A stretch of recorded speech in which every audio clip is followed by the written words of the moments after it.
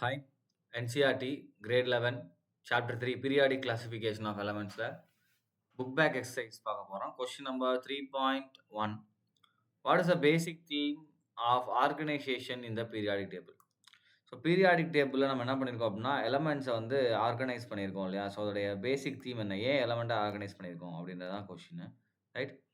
So answer பாருங்க. The basic theme of organization in the periodic table is to classify all the elements according to similar properties in the period and groups. So நம்ம இந்த group and periods இருக்க எலமெண்ட்டில் என்ன இருக்கணும்? Properties similarities இருக்கணும். So அதை base பண்ணி தான் நம்ம அரேஞ்ச் பண்ணியிருக்கோம் பீரியாடிக் டேபிளில்.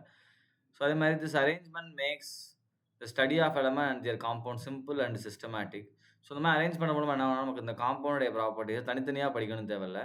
ஒரு குரூப்பில் இருக்கக்கூடிய ஒரு எலமெண்ட்டுக்கு படித்தாலே மற்றதும் அதே மாதிரி ஃபாலோ பண்ணிக்கும். ஸோ அப்போ நமக்கு ரொம்ப ஈஸியாக இருக்கும். தனித்தனியாக படிக்க வேண்டிய அவசியம் இல்லை. And less confusion can be generated and true information can be regenerated about the different elements present in the periodic table.